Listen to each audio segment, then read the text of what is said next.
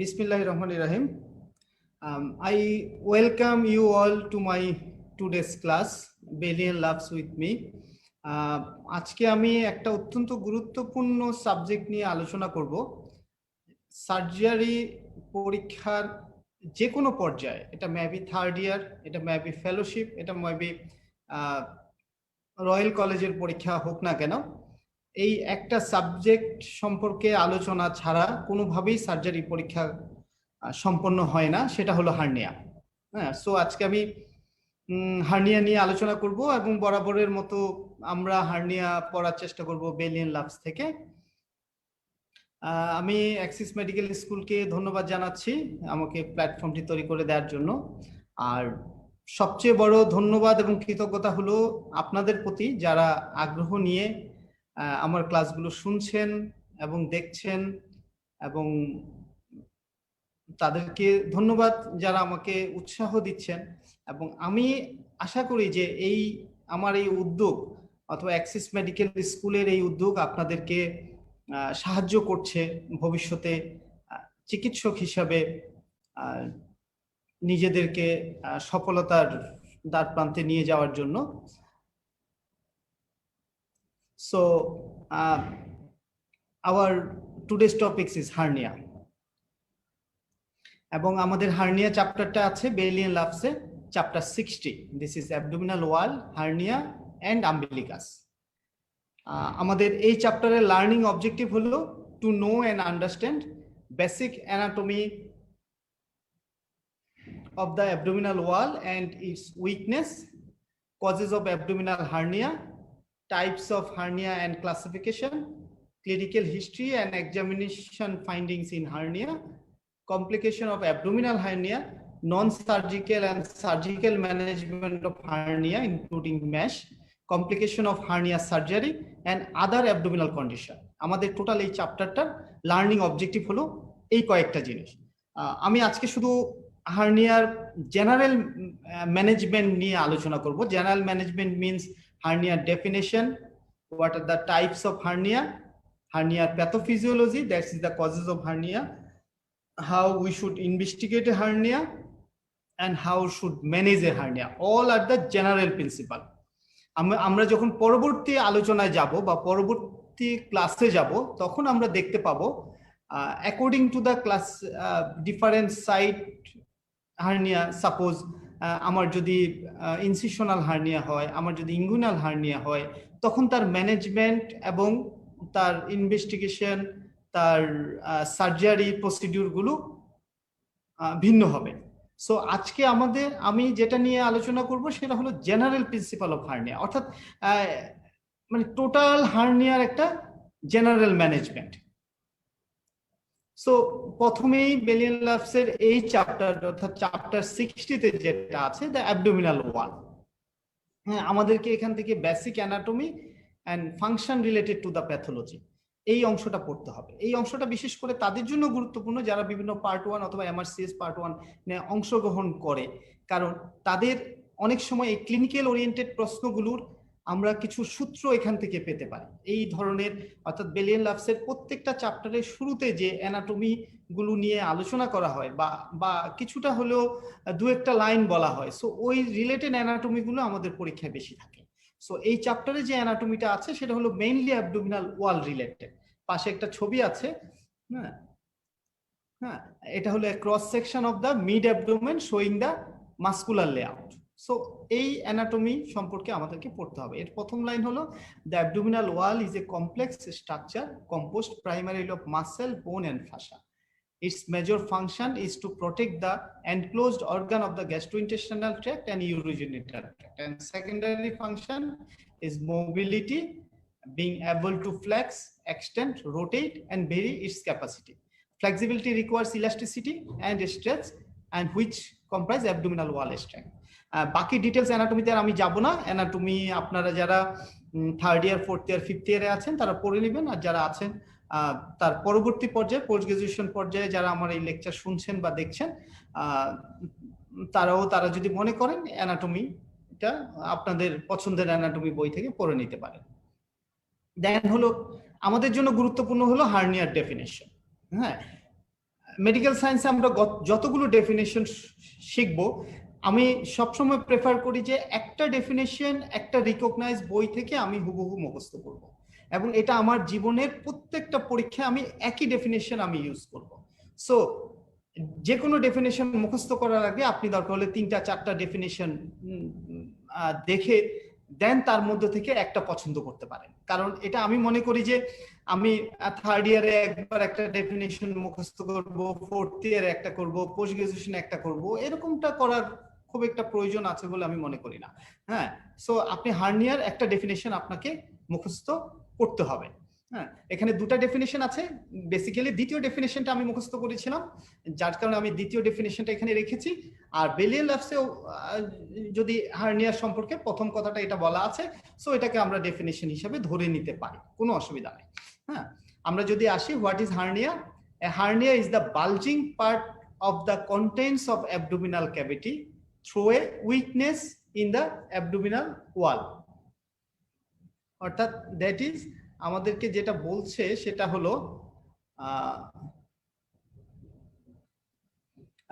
Hernia. What is hernia? Hernia হলো bulging part of the content, অর্থাৎ this is the and contents of the abdominal cavity. এই অর্থাৎ abdominal ক্যাভিটির একটা কন্টেন্টসের অংশ বালজ out হবে থ্রো কোন দিক দিয়ে? উইকনেস ইন দ্য অ্যাবডোমিনাল ওয়াল, অর্থাৎ অ্যাবডোমিনাল ওয়ালের একটা উইকনেসের মধ্য দিয়ে অ্যাবডোমিনাল কন্টেন্ট যখন বালজ আউট হয়ে যে ডিজিজটা তৈরি করবে তার নামই হার্নিয়া। আর আমি যদি নিচের ডেফিনেশনটা দেখি তাহলে ওখানে বলা আছে protrusion. Car protrusion? an organ or a part of the organ, যে কোনো একটা অর্গানের প্রোট্রুশন।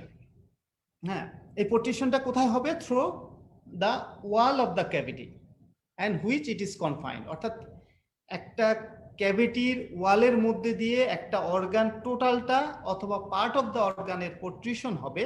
হ্যাঁ, তাকেই বলা হচ্ছে হার্নিয়া। সো আমরা হার্নিয়ার যে কোনো একটা ডেফিনিশন মুখস্থ করব, এবং আমরা যদি উপরের ডেফিনিশনটা মুখস্থ করি, স্যার যদি জিজ্ঞাসা করে, we can very well give the reference, sir it is from the Bailey and Love's 27। হ্যাঁ, hernia is the bulging of part of the contents of the abdominal cavity through a weakness in the abdominal wall. Next, causes of hernia. বেলিয়ান লাভসের এই বক্সে হার্নিয়ার কারণগুলো এভাবে লেখা আছে, কিন্তু সাধারণত আমরা যখন কোনো স্যার বা কেউ যখন আমরা জিজ্ঞাসা করি, তখন আমরা সবচেয়ে নিচের যে কারণটা সেটা সবার আগে বলে ফেলার চেষ্টা করি। কিন্তু আমরা আজকে থেকে আর এটা প্র্যাকটিস করব না, আমরা উপর থেকে বলার চেষ্টা করব।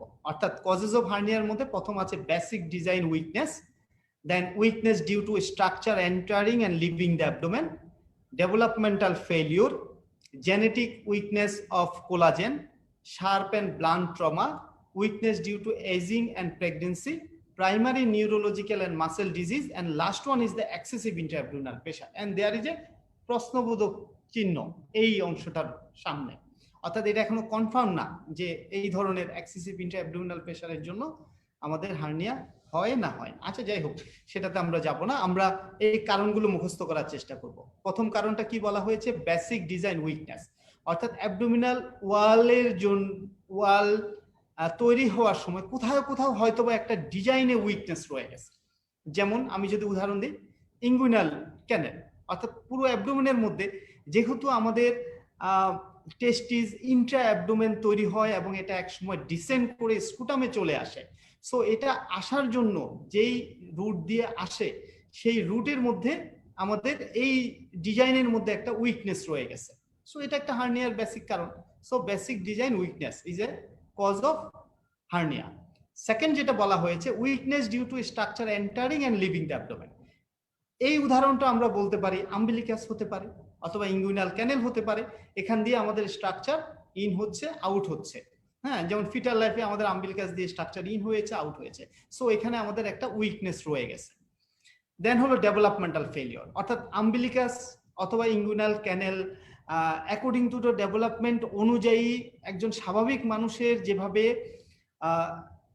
কমপ্লিট হওয়ার কথা ছিল সেটা হয়নি। যেমন আমরা যদি ইঙ্গুইনাল লিগামেন্টের কথা বলি, ইঙ্গুইনাল ক্যানেলের কথা বলি, ওখানে প্রসেসেস ভ্যাজিনালি অবলিটারেটেড হয়ে যাওয়ার কথা ছিল, কিন্তু সেটা হয়নি, যার কারণে একটা ডেভেলপমেন্টাল ফেলিওর ডেভেলপ করেছে এবং যার কারণে হার্নিয়া হচ্ছে। আরেকটা হলো জেনেটিক উইকনেস অফ কোলাজেন। আমরা এর পরের প্যারাতে দেখবো বেলিয়ান লাভসের, ওখানেও বলা আছে hernia is A collagen disease, অর্থাৎ যাদের এই connective tissue disease collagen disease আছে তাদের সাধারণত হার্নিয়া হয়। হ্যাঁ, সো সেই হিসাবে জেনেটিক উইকনেস অফ কোলাজেন, তার জন্য হার্নিয়া হতে পারে। তারপর sharp and blunt trauma, any ট্রমাতে যদি অ্যাবডোমিনাল ওয়াল বা কোনো অ্যাবডোমিনাল ওয়ালের যদি কোনো ইনজুরি হয়, সেটা হতে পারে blunt trauma, sharp trauma, even surgical incision. আমরা যত ভালো রিপেয়ারই করি না কেন, বেলিয়ান লাভসেই বলা আছে যে কখনো এটা তার পুরনো স্ট্রেংথ ফিরে পায় না। অর্থাৎ আমরা যদি যে কোনো একটা ইনজুরি হয়, সেখানে যদি আমরা রিপেয়ার করি, it gain up to the 70 to 80% of it previous strength. সে কখনো তার 100% স্ট্রেংথ ফিরে পায় না। সো যার কারণে একটা উইকনেস থেকে যায়, যার কারণে হতে পারে। আর বয়সের জন্য একটা উইকনেস হতে পারে, প্রেগন্যান্সির জন্য একটা উইকনেস হতে পারে, নিউরোলজিক্যাল ডিজিজের জন্য উইকনেস হতে পারে, মাসেল ডিজিজের জন্য উইকনেস হতে পারে। হ্যাঁ, এবং এক্সেসিভ ইন্ট্রাঅ্যাবডোমিনাল প্রেসার যেমন হয়, যেমন কাফ, প্রোস্টাটিজম, এইগুলো এই অংশটাতে আসবে। সো আমরা এই কজেস অফ হার্নিয়া, এখানে কিন্তু শুধুমাত্র একটা হার্নিয়ার কথা বলা নাই, এটা ইপিগ্যাস্ট্রিক হার্নিয়া হতে পারে, অর্থাৎ সব ধরনের হার্নিয়া, যেটা আমরা একটু পরে আলোচনা করব, যে এটা ইপিগ্যাস্ট্রিক হার্নিয়া হতে পারে, ইঙ্গুইনাল হার্নিয়া হতে পারে, ফিমোরাল হার্নিয়া হতে পারে, আম্বিলিকাল হার্নিয়া হতে পারে, ইনসিশনাল হার্নিয়া হতে পারে। সবগুলো হার্নিয়ার basic cause of hernia is এই চার্টের মধ্যে আমাদেরকে দেয়া আছে, বক্সের মধ্যে। Then আমরা আসি common principle in abdominal hernia. And abdominal wall hernia has two essential component. এখানে বলা আছে অ্যাবডোমিনাল ওয়াল হার্নিয়াতে দুটো এসেনশিয়াল কম্পোনেন্ট আছে। আমি আপনাদেরকে বলবো এটা দুটার জায়গায় আমরা 3 করার চেষ্টা করব। কি কি কম্পোনেন্ট? একটা হলো ডিফেক্ট ইন দ্য ওয়াল, একটা হলো কন্টেন্ট, আর থার্ড ওয়ান ইজ স্যাক। এমন না যে 100% হার্নিয়াতে স্যাক থাকতে হবে। হ্যাঁ, এমন কিছু হার্নিয়া আছে যেখানে স্যাক থাকে না বা প্রয়োজন হয় না। তারপরেও আমরা মনে রাখবো যে একটা হার্নিয়ার কম্পোনেন্টের মধ্যে 3টা জিনিস কমন। একটা হলো ডিফেক্ট ইন দ্য ওয়াল, একটা হলো কন্টেন্ট, আরেকটা হলো স্যাক। স্যাক কি আমি পরের স্লাইডে যাব। আর কন্টেন্ট সম্পর্কে এখানে বলা আছে tissue that has been force towards through the defect. অর্থাৎ এই ডিফেক্টের মধ্য দিয়ে যে টিস্যুটা ফোর্স আউট হবে, প্রোট্রুশন হবে, বালজিং হবে, সেটাকেই বলা হচ্ছে কন্টেন্ট। আর ডিফেক্ট তো যে ওয়ালের মধ্যে যে ডিফেক্ট আছে সেটা defect in the wall. The weakness may be entirely in the muscle, such as the incisional hernia. It may be also in the fascia, similar to an epigastric hernia. এখানে উইকনেসটা কোথায় সে সম্পর্কে একটা আলোচনা করা হয়েছে। আর এই যে এই হার্নিয়ার উইকনেসের মধ্যে বনি কম্পোনেন্টও হতে পারে, সেটার একটা উদাহরণ হলো ফিমোরাল হার্নিয়া। আপনারা এই অংশটা বাকি কিছু লেখা আছে যেটা আমি এখানে নিয়ে আসিনি, আপনারা বাকি অংশটা পড়ে নিতে পারেন, আমি শুধু গুরুত্বপূর্ণ অংশটা নিয়ে এসেছি। দেন আমরা দেখব দিস স্যাক। স্যাক কি? স্যাক হলো আসলে বেসিক্যালি পেরিটোনিয়াম। স্যাক হলো বেসিক্যালি কি? পেরিটোনিয়াম। অর্থাৎ ডিফেক্টের মধ্য দিয়ে সেখানে যদি পেরিটোনিয়াল লাইনিং থাকে, হ্যাঁ, সো কন্টেন্ট যখন বালজ আউট হবে, বের হয়ে আসবে, ফোর্স আউট হবে, তখন সে এই পেরিটোনিয়ামটাকে ধীরে ধীরে এনলার্জ করে যেই থলির মতো জিনিসটা তৈরি করবে, দ্যাট ইজ দ্য স্যাক। ওকে। আবার এই স্যাকের মধ্যে যে ন্যারোয়েস্ট পার্ট অফ দ্য স্যাক থাকবে, যেটা থাকবে অ্যাবডোমিনাল ওয়াল ডিফেক্টের অংশে, তাকে আমরা বলবো নেক অফ দ্য স্যাক। হ্যাঁ, সো আমরা এই নেক অফ দ্য স্যাক কি, এটা আমরা মনে রাখবো, স্যাক এবং স্যাকের নেক কোনটা। হ্যাঁ, আমি যদি এরকম ভাবে দেখাই আপনাদের, এখানেই আমি দেখাই এরকম ভাবে, যদি আমার এটা যদি স্যাক হয়, হ্যাঁ, এই অংশটা যদি আমার স্যাক হয়, তাহলে এখানে যে অংশটা ডিফেক্টের মধ্যে দিয়ে আসে সেই অংশটাকে আমরা নেক বলবো। ওকে। এখানে হার্নিয়ার সম্পর্কে 2 ধরনের হার্নিয়ার কথা এখানে বলা আছে। একটা হলো রিডিউসিবল হার্নিয়া, একটা হলো ইরিডিউসিবল হার্নিয়া। আমরা কিছুক্ষণ পরে যখন ক্লাসিফিকেশন পড়বো তখন আমরা এই ব্যাপারগুলো আরো ক্লিয়ার হবো। তার আগে যেহেতু এখানে এই শব্দ দুটো এসেছে, আমি এই শব্দ দুটো বলি। একটা হলো রিডিউসিবল হার্নিয়া, একটা হলো ইরিডিউসিবল হার্নিয়া। রিডিউসিবল হার্নিয়া মানে যেটার কন্টেন্টটা ফ্রিলি আসা যাওয়া করতে পারে, অর্থাৎ কন্টেন্টটা একবার স্যাকে যাবে, একবার অ্যাবডোমিনাল ওয়ালে আসবে। ওকে। আমরা হার্নিয়া আবার যদি আমি বলি, হার্নিয়াটা তাহলে কি হলো? অ্যাবডোমিনাল ওয়ালে একটা উইকনেস আছে, সেই উইকনেস দিয়ে অ্যাবডোমেনের একটা কন্টেন্ট অথবা একটা অর্গান, যেমন এটা হতে পারে স্মল ইন্টেস্টাইন, এটা হতে পারে ওমেন্টাম, এটা হতে পারে সিগময়েড কোলন, এটা হতে পারে any other extra peritoneal tissue, যখন এই কন্টেন্ট গুলো এই অ্যাবডোমিনাল ওয়ালের উইকনেস দিয়ে যখন বের হয়ে আসবে, হ্যাঁ, তখন এইটা হার্নিয়া, তখন যে ডিজিজটা তৈরি হবে তাকেই আমরা বলছি হার্নিয়া। এখন এই কন্টেন্টটা যদি ইজিলি এই স্যাক এবং অ্যাবডোমিনাল ওয়ালের মধ্যে যদি ফ্রিলি আসা যাওয়া করতে পারে, তখন আমরা তাকে বলবো রিডিউসিবল হার্নিয়া। আর এটা যদি কোনো অ্যাডিশনের কারণে যদি এটা আসা যাওয়া না করতে পারে, তখন আমরা এটাকে বলবো ইরিডিউসিবল হার্নিয়া। দেন এই যে এখন আমরা আসবো ডিফারেন্ট টাইপ অফ হার্নিয়া। এখানে যেটা বলা হয়েছে summary box 60.2 type of hernia by complexity, এখানে সরি এখানে বলা হয়েছে অ্যাকর্ডিং টু দ্য কমপ্লেক্সিটি, অর্থাৎ এখানে হলো টাইপ অফ হার্নিয়া নিয়ে আলোচনা করা হয়েছে। এর সঙ্গেও আরো কিছু টাইপ আছে, আমি আপনাদের সেগুলো বলি। যেমন একটা হলো ইন্টারনাল হার্নিয়া, একটা এক্সটার্নাল হার্নিয়া, আমরা এভাবে বলতে পারি। যদি ইন্টারনাল হার্নিয়া সম্পর্কে কিছু কথা কিছুক্ষণ পরে আমি আবার আলোচনা করব। আচ্ছা, দেন আমরা ক্লিনিক্যাল ক্লাসিফিকেশনের মধ্যে পড়তে পারি, আমরা কিছুক্ষণ আগে বলেছি এই ধরনের একটা ক্লাসিফিকেশন, অর্থাৎ রিডিউসিবল এবং ইরিডিউসিবল, অর্থাৎ that the swelling that appears and disappears, অর্থাৎ কন্টেন্টটা যদি ফ্রিলি মুভ করতে পারে স্যাক এবং অ্যাবডোমিনাল ক্যাভিটির মধ্যে, তাহলে আমরা তাকে বলবো রিডিউসিবল হার্নিয়া। আর যদি কন্টেন্টটা ফ্রিলি মুভ করতে না পারে, তাহলে সেটা হবে ইরিডিউসিবল হার্নিয়া। এবং irreducible hernia is a high risk of complication. ইরিডিউসিবল হার্নিয়ার ক্ষেত্রে আমাদের রিস্ক অফ কমপ্লিকেশন বেশি। আর অকাল্ট মানে হলো যাকে সহজে দেখা যায় না, অর্থাৎ একদম ইনিশিয়াল স্টেজে যদি হার্নিয়া যখন মাত্র তৈরি হচ্ছে, তখন যেটা আমরা ক্লিনিক্যালি বুঝতে পারবো না, সেই হার্নিয়াকে বলা হচ্ছে অকাল্ট হার্নিয়া। তারপরে আমি দু ধরনের হার্নিয়া নিয়ে কথা বলবো, খুবই গুরুত্বপূর্ণ। একটা হলো স্ট্র্যাঙ্গুলেটেড, একটা হলো অবস্ট্রাক্টেড। হ্যাঁ, আর তারপরে আরো দুটো আছে, একটা ইনফাক্টেড, একটা ইনকার্সেরেটেড।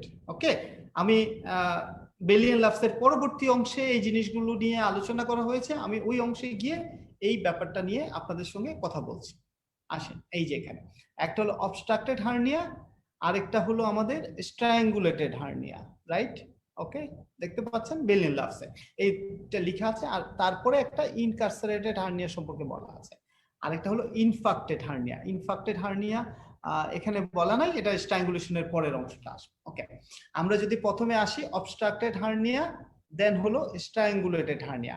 আমি কেন এই দুটা শব্দের মধ্যে গুরুত্ব দিচ্ছি? আমি এই জন্য গুরুত্ব দিচ্ছি, অনেকেই এখনো এই দুটা ব্যাপার নিয়ে খুবই কনফিউশন তৈরি করে, অবস্ট্রাক্টেড হার্নিয়া এন্ড স্ট্র্যাঙ্গুলেটেড হার্নিয়া। অনেকেই প্রশ্ন করলে এই জিনিসটা তারা ক্লিয়ারলি দুটার মধ্যে ডিফারেন্সিয়েট করতে পারে না, বা একটার সঙ্গে একটা মিশিয়ে ফেলে। আসেন একদম ক্লিয়ারলি এখানে যেটা লেখা আছে সেটা হলো, দেখেন কি লেখা আছে। যদি হার্নিয়া, আমাদের হার্নিয়ার কন্টেন্ট যদি ইফ হার্নিয়ার কন্টেন্ট ইজ বাওয়েল হয়, দেন এটা হলো অবস্ট্রাক্টেড হার্নিয়া হতে পারে। অর্থাৎ আমরা সব সময় মনে রাখবো, আমরা মোস্ট কমন হার্নিয়ার কন্টেন্ট হলো দুটা, একটা হলো বাওয়েল, একটা হলো আমাদের ওমেন্টাম। একটা বাওয়েল, একটা ওমেন্টাম। এখন একটা হার্নিয়ার কন্টেন্ট যদি ইন্টেস্টাইন হয়, সেটা it may be small intestine, it may be large intestine, এবং কমপ্লিকেশনের জন্য যদি এই ইন্টেস্টাইনে যদি অবস্ট্রাকশন তৈরি করে, তখনই আমরা তাকে বলবো অবস্ট্রাক্টেড হার্নিয়া। ওকে, অর্থাৎ obstructed hernia is always related to intestinal obstruction. এই অংশটা মনে রাখলে আমি জীবনে আর কখনো ভুল করব না। অর্থাৎ obstructed hernia is always related to intestinal obstruction. তাহলে অবস্ট্রাক্টেড হার্নিয়া হতে হলে আমাকে কি করতে হবে? কন্টেন্টটা অবশ্যই বাউল হতে হবে, ইট মে বি স্মল ইন্টেস্টাইন বা লার্জ ইন্টেস্টাইন। এবং সেকেন্ড, কমপ্লিকেশনের জন্য may be twist, may be addition, যে কোনো কারণে এই ইন্টেস্টাইনে আমাকে অবস্ট্রাকশন তৈরি করতে হবে, ইন্টেস্টাইনাল অবস্ট্রাকশন তৈরি করতে হবে, তখন আমি তাকে বলবো অবস্ট্রাক্টেড হার্নিয়া। আর স্ট্র্যাঙ্গুলেটেড হার্নিয়া, স্ট্র্যাঙ্গুলেশন মানে হলো যখন আমাদের ব্লাড সাপ্লাই কমে যাবে। হ্যাঁ, if the pressure rises sufficiently, arterial blood is not enter the hernia and content become ischemic, হ্যাঁ, and maybe then হলো ইনফার্ক্ট হতে পারে। অর্থাৎ যখন স্ট্র্যাঙ্গুলেশন হবে, এই জিনিসটাকে বলে স্ট্র্যাঙ্গুলেশন, অর্থাৎ to reduce the blood supply. হ্যাঁ, যখন ব্লাড সাপ্লাই কমবে, যখন ইস্কিমিয়া ডেভেলপ করবে কোনো হার্নিয়ার কন্টেন্টের মধ্যে, তখন আমরা তাকে বলবো স্ট্র্যাঙ্গুলেটেড হার্নিয়া। এখন আসেন এই দুটার মধ্যে পার্থক্য। যেমন একটা হার্নিয়ার কন্টেন্ট হলো আমার ওমেন্টাম, সো কন্টেন্ট যদি ওমেন্টাম হয় তখন আমার কখনো অবস্ট্রাক্টেড হার্নিয়া হবে না, সেটা হবে স্ট্র্যাঙ্গুলেটেড হার্নিয়া। কিন্তু একটা হার্নিয়ার কন্টেন্ট যখন ইন্টেস্টাইন হবে, স্মল ইন্টেস্টাইন ও large intestine, then it may be obstructed hernia, it may be strangulated hernia. কারণ স্মল ইন্টেস্টাইনে যেমন অবস্ট্রাকশনও হতে পারে তেমনি ইস্কেমিয়াও হতে পারে। কিন্তু যদি ওমেন্টাম হয় তখন কিন্তু অবস্ট্রাকশন হওয়ার আর কোনো সুযোগ নাই। সো যদি ওমেন্টাম থাকে কন্টেন্ট, তখন আমরা শুধু দেখবো যে ওই হার্নিয়ার ক্ষেত্রে শুধু স্ট্র্যাঙ্গুলেটেড হার্নিয়া হবে। আর যদি ইন্টেস্টাইন থাকে তখন it may be obstructed hernia, it may be strangulated hernia. Then আসেন আমরা ইনকার্সারেটেড। ইনকার্সারেটেড মানে হলো বন্দি। ইনকার্সারেটেড শব্দের অর্থ হলো, কার্সারেটেড শব্দ হলো বন্দি, অর্থাৎ ইটস নট ক্লিয়ারলি ডিফাইন্ড। অর্থাৎ কোন একটা ইরিডিউসিবল হার্নিয়া কেই আমরা ইমপ্লাই করতে পারি যে ইটস ইনকার্সারেটেড হার্নিয়া। আরেকটা হলো ইনফাক্টেড হার্নিয়া। স্ট্র্যাঙ্গুলেশন হয়ে হার্নিয়ার কন্টেন্ট যখন ইনফাক্ট হয়ে যাবে, গ্যাংগ্রিন হয়ে যাবে, তখন আমরা তাকে ইনফাক্টেড হার্নিয়া বলতে পারি। তাহলে আমাদের এই যে এই অংশটা আমরা দেখতে চেয়েছিলাম, what is strangulation hernia, what is infarcted hernia, what is obstructed hernia, what is incarcerated hernia. Then এখানে কিছু স্পেশাল হার্নিয়ার কথা বলা আছে। একটা হলো রিক্টার্স হার্নিয়া, একটা হলো স্পাইজেলিয়ান হার্নিয়া। ওকে, একটা হলো রিক্টার্স হার্নিয়া, একটা হলো স্পাইজেলিয়ান হার্নিয়া। রিক্টার্স হার্নিয়া কোনটা? যখন একটা ইন্টেস্টাইনাল ওয়ালের একটা অংশ যখন হার্নিয়া হবে তখন সেটাকে আমরা বলবো রিক্টার্স হার্নিয়া। ওকে, আর যদি স্পাইজেলিয়ান হার্নিয়া হলো যদি hernia extend between the layer of the muscle, অর্থাৎ এখানে দুটো মাসেলের লেয়ারের মধ্যে দিয়ে চলে যাবে। এটা জাস্ট মনে রাখার জন্য, এটা আপনারা যারা এমবিবিএস লেভেলে আছেন তাদের হয়তো বা খুব একটা লাগবে না, কিন্তু মনে রাখলেন স্পাইজেলিয়ান হার্নিয়া। আর এখানে ইন্টারনাল হার্নিয়া বলতে বেলিয়ান লাভস একটা জিনিস বলা আছে যে এই term hernia is confusing for internal hernia, because abdominal ওয়ালে যখন কোনো একটা অ্যাডিশন হবে, সেই অ্যাডিশনের মধ্যে যখন একটা পকেট তৈরি হবে, ওখান দিয়ে যখন একটা বাওয়েল লুপ যখন ট্র্যাপ হবে, তখন তাকে আমরা ইন্টারনাল হার্নিয়া বলে থাকি। ওকে,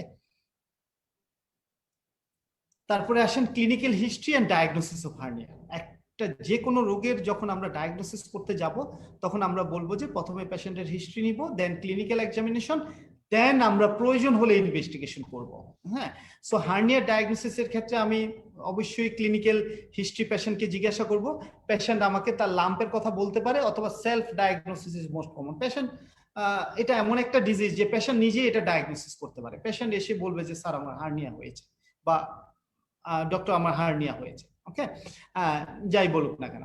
সো কিন্তু পেশেন্টের কমপ্লেইন যেটা হবে, সেটা কমপ্লেইনের মধ্যে হতে পারে পেইন হতে পারে, হ্যাঁ, তারপরে হলো হেভিনেস হতে পারে, অ্যাকিং হতে পারে। আর তারপরে যদি ফার্দার কোনো কমপ্লিকেশন হয়, যেমন যদি স্ট্র্যাঙ্গুলেশন হয়, অবস্ট্রাক্টেড হার্নিয়া হয়, তাহলে ইন্টেস্টিনাল অবস্ট্রাকশনের ফিচার থাকবে। স্ট্র্যাঙ্গুলেশন হার্নিয়া থাকলে ইস্কিমিয়ার ফিচার থাকবে।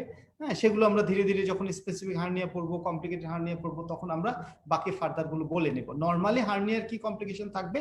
পেশেন্ট বলবে যে একটা সোয়েলিং থাকবে, একটা লাম্প থাকবে, এবং এই লাম্পটা সম্পর্কে পেশেন্ট বলতে পারে, কমপ্লেন করতে পারে যে তার মাঝে মধ্যে হ্যাভিনেস ফিল হয় অথবা অ্যাকিং পেইন হয়। Then examination of hernia. Examination of হার্নিয়াটা মেইনলি আমরা এক্সামিনেশনের বই থেকে পড়বো। এখানে যেটা বলা আছে, হার্নিয়ার এক্সামিনেশন প্রথমে আমরা লাইং অবস্থায় করব, তারপর আমরা স্ট্যান্ডিং অবস্থা করব। আমরা যদিও এই প্রসিডিউরটা সাধারণত রিভার্স বেশি প্র্যাকটিস করে থাকি। সো আমি এক্সামিনেশন নিয়ে কথা বলবো না, এটা একটা ক্লিনিক্যাল আলোচনা।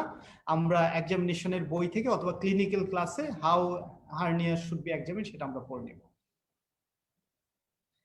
দেন আসি এই অংশটার অংশ, বেলিয়ান লাভসের প্রত্যেকটা বক্স এবং ছবি আমাদের জন্য গুরুত্বপূর্ণ, যার কারণে এই অংশে যে বক্স গুলো আছে সেগুলো আমি এখানে তুলে নিয়ে আসি। যেমন একটা হার্নিয়া যখন ক্লিনিক্যাল এক্সামিনেশন করব, তখন আমরা কি কি দেখবো, এই জিনিসগুলো এখানে বলা আছে। আমরা রিডিউসিবিলিটি দেখবো, কাফ ইম্পালস দেখবো, টেন্ডারনেস দেখবো, ওভারলাইং স্কিন দেখবো, মাল্টিপল ডিফেক্ট আছে কিনা, প্রিভিয়াস কোনো রিপেয়ারের সাইন আছে কিনা, অর্থাৎ প্রিভিয়াস কোনো স্কার আছে কিনা, সার্জারি আছে কিনা, অর্থাৎ এটা কি রিকারেন্ট হার্নিয়া না প্রাইমারি হার্নিয়া। গ্রয়েন হার্নিয়ার ক্ষেত্রে আমরা স্কুটাল কন্টেন্ট দেখবো এবং অ্যাসোসিয়েটেড প্যাথোলজি দেখবো। এটা মেইনলি ক্লিনিক্যাল এক্সামিনেশন ওরিয়েন্টেড। আচ্ছা, এখানে একটা ব্যাপার বলা আছে, অনেক সময় আমরা মনে করি যে cough impulse is the confirmatory অথবা pathognomonic sign for a hernia. এখানে যেটা দুটা লাইন বলা আছে যে কাফ ইম্পালস থাকলেই যে হার্নিয়া হবে এমন কোনো কথা নাই, আর কাফ ইম্পালস না থাকলেই যে সেটা হার্নিয়া হবে না এমনও কোনো কথা নাই। দেন ইনভেস্টিগেশন অফ হার্নিয়া। আমরা সার্জনরা, সার্জিক্যাল স্পেশালিস্টরা আমরা যে কোনো ডিজিজের জন্য দুটা কারণে ইনভেস্টিগেশন করে থাকি। একটা হলো ডায়াগনোসিস করার জন্য অথবা আমার ডায়াগনোসিস কনফার্ম করার জন্য, আরেকটা হলো আমার সার্জারির জন্য পেশেন্টের ফিটনেস দেখার জন্য। এটা সব সময় মনে রাখতে হবে। আমরা সার্জনরা দুটা কারণে আমরা পেশেন্টের কিছু ইনভেস্টিগেশন অ্যাডভাইস করে থাকি। একটা হলো আমার এই রোগটা ডায়াগনোসিস করার জন্য অথবা আমার ডায়াগনোসিসটা কনফার্ম করার জন্য, আমার ক্লিনিক্যাল ডায়াগনোসিসটা আমি কনফার্ম করতে চাই তার জন্য। আর সেকেন্ড হলো for the fitness of the anaesthesia. It may B local anaesthesia, it may B regional anaesthesia, it may B spinal anaesthesia, anything. অর্থাৎ অ্যানাস্থেশিয়া ফিটনেসের জন্য আমরা কিছু ইনভেস্টিগেশন করে থাকি। এখন হার্নিয়ার ক্ষেত্রে কি হবে? হার্নিয়ার ক্ষেত্রে no specific investigation is required, এটা বলতে হবে। আমি ফেলোশিপ পরীক্ষায় স্টুডেন্টকে ফেল করতে দেখেছি, শুধুমাত্র স্যার যখন জিজ্ঞাসা করেছে কি ইনভেস্টিগেশন করবে হার্নিয়ার জন্য, সে সরাসরি বলে দিয়েছে স্যার আমি আলট্রাসোনোগ্রাফি করব, সিটি স্ক্যান করব, হার্নিওগ্রাম করব।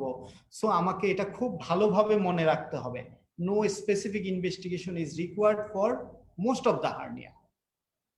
আমাকে স্যার যে কোনো পরীক্ষায় যখন জিজ্ঞাসা করবে অথবা আমি যদি রিটিনেও লিখে থাকি ইনভেস্টিগেশন অফ হার্নিয়া, সো আমি প্রথমেই বলবো hernia diagnosis is clinical examination. Hernia can be diagnosed by a clinical examination.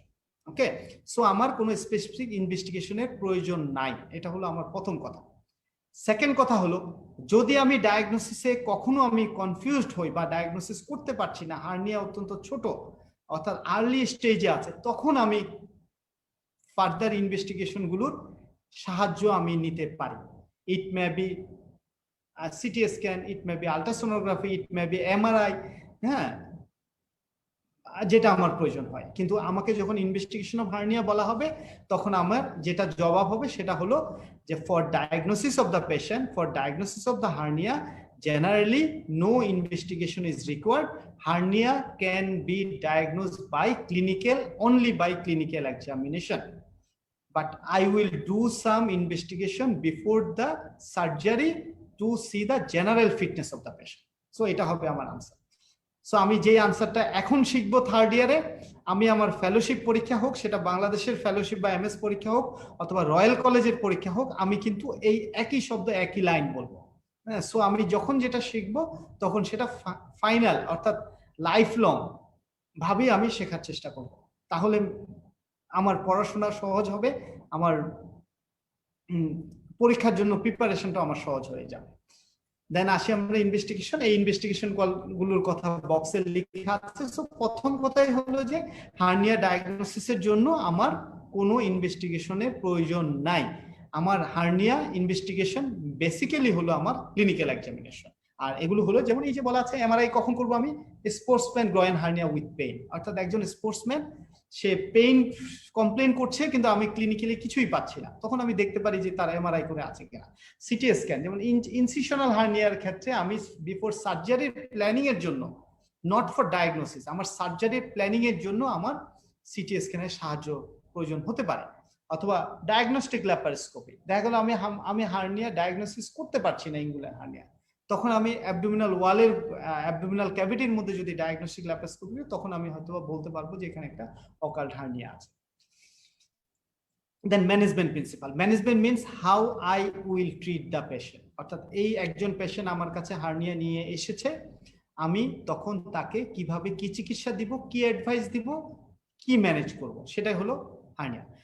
এখানে দেখেন প্রথমেই বলা আছে abdominal wall hernia does not require always repair, অর্থাৎ এক কথায় আমাকে হার্নিয়া চিকিৎসা কি, এক কথায় আমি বলে দিব না যে সার্জারি করব, হ্যাঁ, এক কথায় আমি বলবো না যে সার্জারি করব, হ্যাঁ, অর্থাৎ আমি যেটা পরের বক্সে যদি আসি তখন আমি দেখা যাবে যে অর্থাৎ not all hernia requires the surgical repair, small hernia can be dangerous then the large, pain tenderness অর্থাৎ যাদের সিমটম আছে, যারা হাই রিস্ক অফ স্ট্র্যাঙ্গুলেশন, তাদের জন্য আমরা সার্জারি করব। শুধু একটা হার্নিয়া অলওয়েজ সার্জিক্যাল ইন্ডিকেশন আছে, that is the femoral hernia. Femoral hernia should be always repair. তাহলে আমি কি আনসার দিব স্যার যখন বলবে how you will treat the patient or how you will manage the patient, আমি বলবো যে sir I will manage the patient according to his age, his type of the hernia, his clinical condition of the hernia. Okay, যেমন আমি যদি তারপরে যদি উদাহরণ দিই, যেমন যদি ইয়াং অ্যাডাল্ট পেশেন্ট হয়, হ্যাঁ, যদি আমার ইয়াং পেশেন্ট হয় তখন আমি কি করব, তখন আমি তাকে সার্জারি অ্যাডভাইস করব। কারণ আর্লি এজে যখন হার্নিয়াটা হবে, সে এখনো একটা লম্বা সময় আশা করি আমরা তারা বেঁচে থাকবে, সো তার ভবিষ্যতে কমপ্লিকেশন হওয়ার সম্ভাবনা আছে, সো আমরা তাকে সার্জারি আমরা অফার করব। আর যদি দেখা যায় একজন বয়স্ক মানুষ, হ্যাঁ, তার হার্নিয়াটা ইরিডিউসিবল, বয়স্ক মানে maybe it is 70 years, maybe 80 years, হ্যাঁ, তার একটা হার্নিয়া আছে, ইট ইজ সহজে ইট ইজ রিডিউসিবল স্মল, তখন আমরা তাকে ওয়াচফুল ওয়েটিং করতে পারি, অর্থাৎ তাকে আমরা অবজারভেশনে রাখতে পারি। তাকেও যে আমরা হার্নিয়ার জন্য সার্জারি অ্যাডভাইস করে দেব এমন কিছু না। কিন্তু যদি ইরিডিউসিবল হার্নিয়া হয়, হার্নিয়া যদি বড় থাকে, যদি pain and tenderness clinical symptom থাকে, হ্যাঁ, অথবা যদি আমাদের আগে যেটা আমরা পড়েছি সেটা হলো যে আমাদের যদি ফিমোরাল হার্নিয়া হয়, তখন আমরা অবশ্যই সার্জারির অ্যাডভাইস করব। ওকে, সো আমার জানতে হবে আমি কাকে কাকে সার্জারির অ্যাডভাইস করব। কি কি পেলাম? একটা পেলাম হলো ইয়াং পেশেন্ট যদি হয় তাকে আমি সার্জারির অ্যাডভাইস করব। একটা যদি আমার যদি মনে হয় যে হার্নিয়াটা কমপ্লিকেশন তৈরি করবে, অথবা পেশেন্ট যদি সিমটোমেটিক হয়, দেন আমি সার্জারির মানে অ্যাডভাইস করব। আমার যদি ফিমোরাল হার্নিয়া হয় তাহলে অবশ্যই আমি সার্জারির অ্যাডভাইস করব। হ্যাঁ, আর আমাকে এখানে জানার ব্যাপার হলো যে কখন আমি একটা পেশেন্টকে সার্জারির অ্যাডভাইস করব না। অর্থাৎ পেশেন্ট যদি অনেক বয়স্ক হয়, পেশেন্টের যদি অ্যানাস্থেসিয়া রিলেটেড যদি কোনো রিস্ক থাকে, হ্যাঁ, আমি সার্জারি করতে গেলাম কিন্তু একটা অ্যাক্সিডেন্ট হলো, সো সেরকম যদি কোনো কন্ডিশন, কোমরবিড কন্ডিশন যদি পেশেন্টের থাকে, কোমরবিড কন্ডিশন মানে ডিজিজ, ইট মে বি অ্যাজমা, ইট মে বি হার্ট ডিজিজ, ইট may B any other disease, পেশেন্টের এজ যদি বেশি হয় এবং পেশেন্টের হার্নিয়া যদি কোনো কমপ্লিকেশন তৈরি না করে, অর্থাৎ হার্নিয়া যদি তার লাইফের জন্য রিস্ক না হয়, এটা একটা রিডিউসিবল হার্নিয়া, স্মল হার্নিয়া, দেন আমরা 70 অথবা 80 এজের একজন পেশেন্টকে আমরা বলতে পারি যে ঠিক আছে আমি আপনার এই হার্নিয়াটা অবজারভেশনে রাখলাম, যদি কোনো কমপ্লিকেশন হয়, যদি এই কন্ডিশনটা আপনার কোনো লাইফ থ্রেটেনিং কন্ডিশন, লাইফের জন্য থ্রেটের কন্ডিশনে পৌঁছে যায়, তখন আমরা অবশ্যই সার্জারি অফার করব। দেন আমরা আসি সার্জিক্যাল অ্যাপ্রোচ টু হার্নিয়া। এই সার্জিক্যাল অ্যাপ্রোচ হলো সব ধরনের হার্নিয়ার জন্য জেনারেল প্রিন্সিপাল, অর্থাৎ basic principal for all hernia. It may B inguinal hernia, it may B femoral hernia, it may B incisional hernia, it may B epigastric hernia, অর্থাৎ all হার্নিয়ার একটা basic principal. তারপরে আমরা individual হার্নিয়ার জন্য individual management principal তো আমরা পরবর্তী অংশে আমরা পড়বো। এই অংশে আমাদের বলা আছে সার্জিক্যাল অ্যাপ্রোচ টু হার্নিয়া, অর্থাৎ বেসিক প্রিন্সিপাল, 4টা বেসিক প্রিন্সিপালের কথা বলা আছে। হ্যাঁ, একটা হলো, প্রথমটা হলো কন্টেন্ট সম্পর্কে, দ্বিতীয়টা হলো সেক সম্পর্কে, থার্ড হলো নেক অফ দ্য হার্নিয়া অর্থাৎ ওয়ালের ডিফেক্ট সম্পর্কে, এন্ড দেন হলো আমরা রিইনফোর্সমেন্ট করব কিনা। এই 4টা সম্পর্কে আমাদেরকে বেসিক প্রিন্সিপাল গুলো। একটা হলো কন্টেন্ট। কন্টেন্ট কি করব আমরা? কন্টেন্টকে অবশ্যই রিডিউস করব। রিডিউস মানে কি? কন্টেন্ট কি? কন্টেন্ট হলো যেটা অ্যাবডোমিনাল ওয়াল থেকে যে অর্গানটা বের হয়ে আসছে, সো তার মেইন অরিজিনাল তার জায়গা হলো অ্যাবডোমিনাল ক্যাভিটি, সো আমরা অ্যাবডোমিনাল ক্যাভিটিকে তাকে ফেরত দেব। অর্থাৎ এটাকে বলে reduction of the hernial content, এটাকে বলে reduction of the hernial content, অর্থাৎ হার্নিয়াল কন্টেন্টটাকে আমরা রিডাকশন করব। এটাকে যদি আমি আমার বোঝার মতো যদি বলি, অর্থাৎ আমার যে কন্টেন্টটা আছে সেটাকে আমি অ্যাবডোমিনাল ক্যাভিটিতে ফেরত যাব। এখন দেখা যায় এটা যদি নন ভাওয়েল হয়, এটা যদি বাওয়েল হয়, বাওয়েল হলে আমরা রিপেয়ার করব, যদি ওমেন্টাম হয় এবং এটা যদি ইনফ্যাক্ট হয়, স্ট্রাঙ্গুলেশন হয়, যদি এটা অ্যাক্সিশন করতে অ্যাক্সিশন করব, কিন্তু বেসিক জিনিস হলো আমাদের কন্টেন্টটা আমরা রিডাকশন করব। সেকেন্ড হলো স্যাক কি করব? স্যাক যদি বড় হয় আমরা অ্যাক্সিশন করব, না হলে আমরা স্যাকটা মাসেলের ডিপ টু দ্য মাসেলে রিপ্লেস করে দিব, অর্থাৎ যে ডিফেক্টের মধ্যে দিয়ে স্যাকটা বের হয়ে আসছিল যে মাসেলের মাঝখান দিয়ে, সেখানে আমরা ডিপে নিয়ে যাব। দেন হলো যে নেক of the hernia. Neck of the hernia যেখানে ওয়ালে যে ডিফেক্টটা ছিল সেটাকে আমরা অ্যাপ্রক্সিমেশন করার চেষ্টা করব, ঠিক আছে? অর্থাৎ ওটা আমি রিপেয়ার করার চেষ্টা করব by suture or anything. Suture মানে সেলাই, অর্থাৎ আমরা রিপেয়ার করার চেষ্টা করব। এন্ড ফাইনালি ফোর্থ, এই মুহূর্তে আমরা যে কোনো হার্নিয়া কি করতে পারি, যে আমার যেহেতু ওয়ালে একটা ডিফেক্ট আছে, ওয়ালে একটা উইকনেস আছে, সেই উইকনেসটাকে আমি প্রিভেন্ট করার চেষ্টা করলে রিইনফোর্সমেন্ট করব, অর্থাৎ permanent reinforcement of the abdominal wall defect. এটা কিভাবে করতে পারি? এটা সুচার দিয়ে করতে পারি, সেলাই করে, অথবা আমি ম্যাশ বসাতে পারি। That is the mash 4। অর্থাৎ হার্নিয়ার সার্জিক্যাল অ্যাপ্রোচের মধ্যে তাহলে আমার কি কি আসলো? ফার্স্ট হলো আমার কন্টেন্ট রিডাকশন করতে হবে। সেকেন্ড, আমি স্যাকের এক্সিশন অথবা ক্লোজার, যেটাই করি না কেন, স্যাক যদি বড় হয় আমি এক্সট্রা অংশ এক্সিশন করব, আর স্যাক যদি স্মল হয় তাহলে মাসেলের ডিপ আমি রিপ্লেস করব।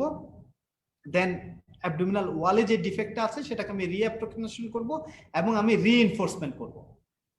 হার্নিয়ার basic principle of surgery: content reduction, sac management, neck approximation and reinforcement by mesh or suture. এই চারটা হলো আমাদের surgical approach to the hernia. So আমি আজকে যেটা আলোচনা করলাম, হোয়াট ইজ হার্নিয়া, একটা ডেফিনেশন, দেন হলো হার্নিয়ার কজ, দেন হলো how will diagnose the hernia, then how different classification of hernia, then আমাদের how we will manage, general basic principle of management of hernia. Next ক্লাসে ইনশাল্লাহ আমি individual hernia নিয়ে আলোচনা করব, হয়তোবা ইনগুইনাল হার্নিয়া, দেন হলো all the ventral hernia or other hernia group. So আজকে এখানেই, সবাইকে ধন্যবাদ ধৈর্য ধরে আমার এই ক্লাসে থাকার জন্য। শুভরাত্রি, থ্যাংক ইউ, আসসালামু আলাইকুম।